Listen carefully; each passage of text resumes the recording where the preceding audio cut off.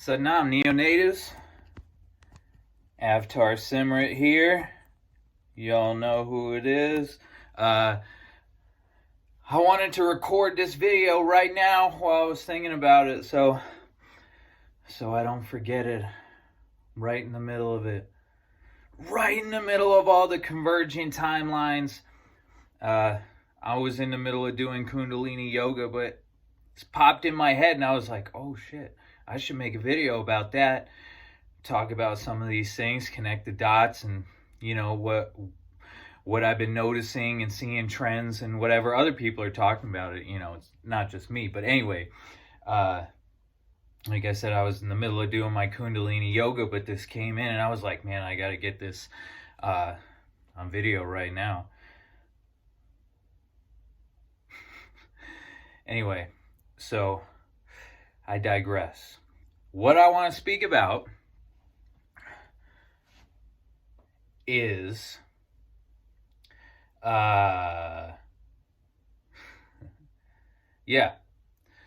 multiple realities, converging timelines, time travel, time paradoxes, time loops. Is that too much? But that's what we got stacking on top of each other, and not just vertically, horizontally, and whole grid is like that. Anyway, I don't know what I'm saying. But anyway, have you guys noticed the trend of it's not just this year, but for several years, but it's kind of reaching like a mass of that that it's not a coincidence anymore. That all these movies and shows that are coming out are about multiple realities, multiple timelines, time travel, and that kind of stuff, okay? If any of you saw Everything Everywhere All at Once, that movie, that shit will blow your mind. That's one example. But, or, let's see, Dark in Netflix. That was time travel. And so you can think of it was like a microcosm. What that show did was show you on a small scale in this one town what's going on like at a planetary and cosmic scale with time travel and technology and the occult and metaphysics and all that stuff. And so if you think of kind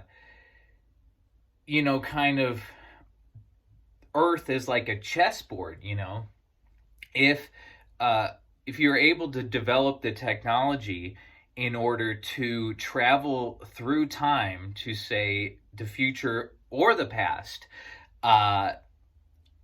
you would have the ability to change certain things that would then ripple through time and change outcomes in the future. And to then, like in chess, set things up for a checkmate, metaphorically speaking. So, all these shows and movies have been coming out about this. Doctor Strange, that's mainstream. That's a mainstream movie. It's mainstream and independent stuff that is talking about this. So it's like, hey, the universe is like, pay attention. And but there's so much information out there that you need to be able to have a strong intuition and trust your own innate ability to recognize the truth within all the information, because there is truth and lies mixed in with it.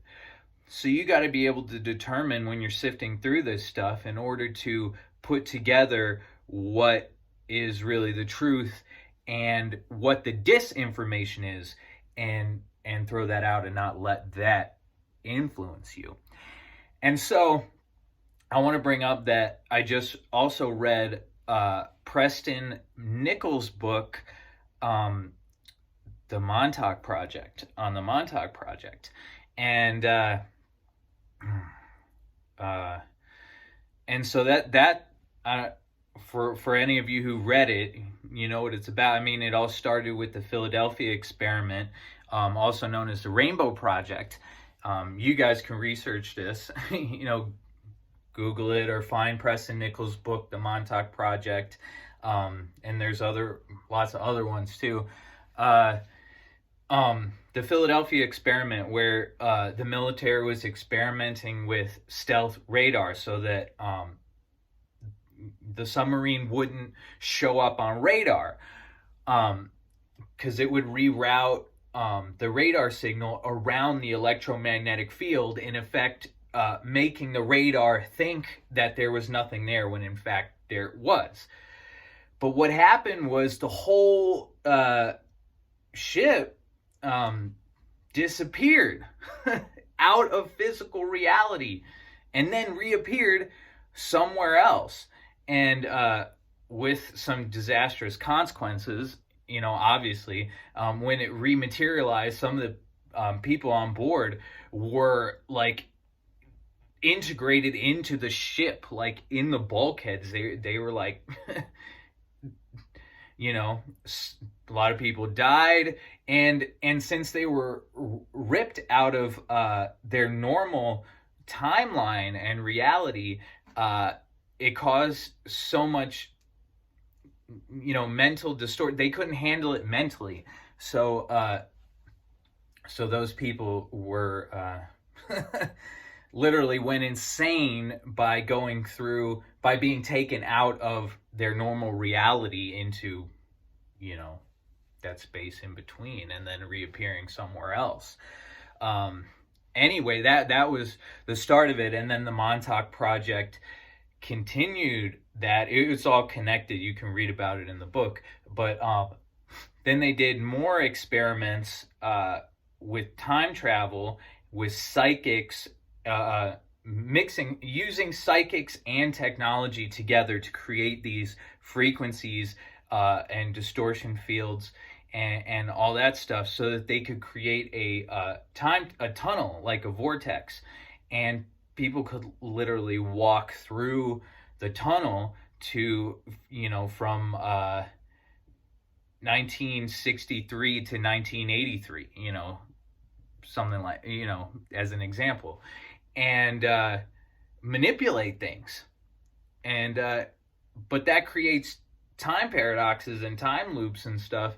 That's real complicated. I'm not going to get into all that right now, but I thought that was really interesting. So the year that they perfected it and got time travel to actually work was in 1981, and that that really stuck out at me. I was like, where have I heard that before? And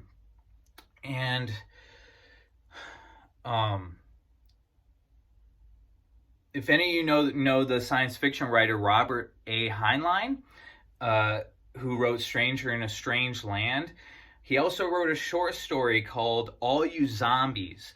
And want to mention, I'm pretty sure Robert Heinlein is ex-military. Like, he was in the military before he retired and started writing. He wrote this story called All You Zombies, which was then adapted into a movie with Ethan Hawke called Predestination, which I'm going to say is my favorite movie of all time. Like, all timelines, all realities, Predestination.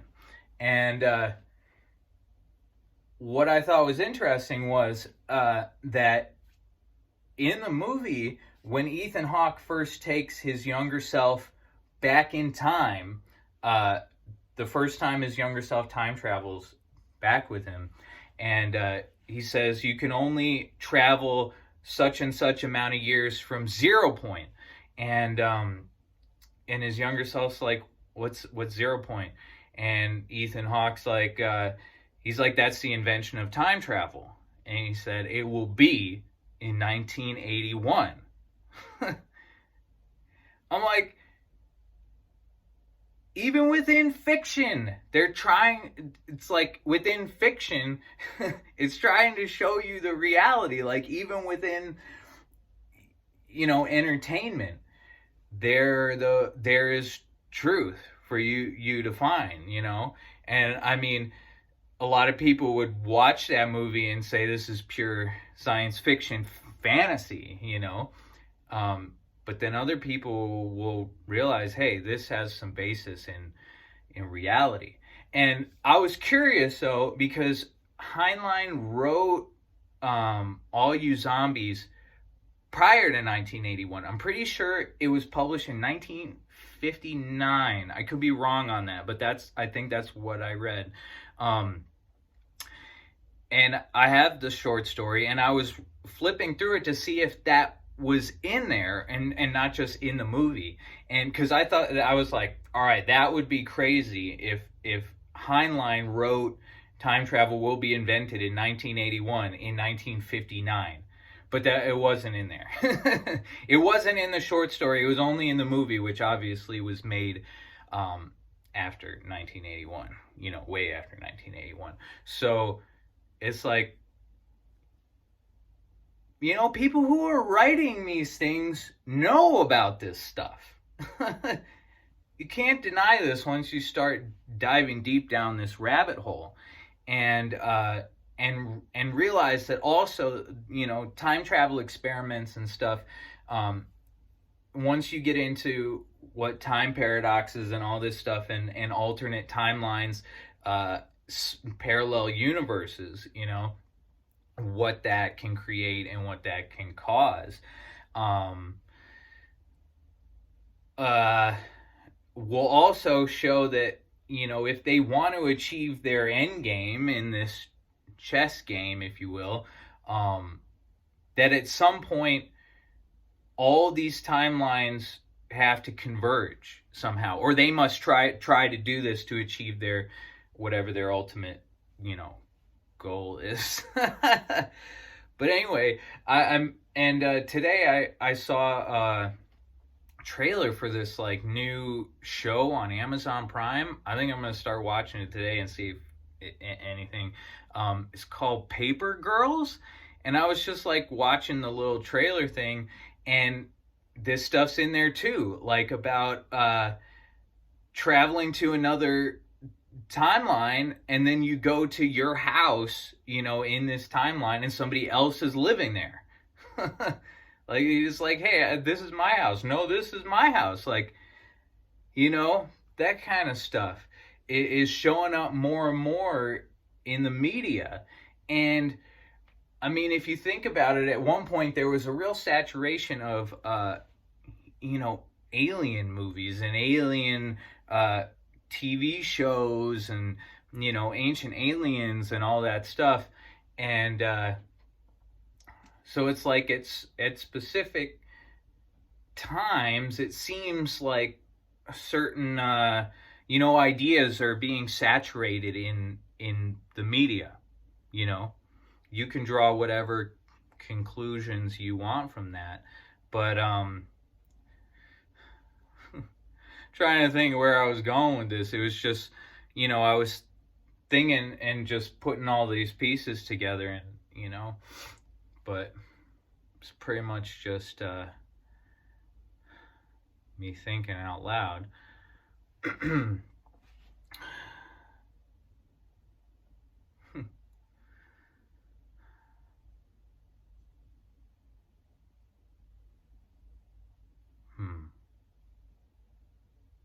More on this later.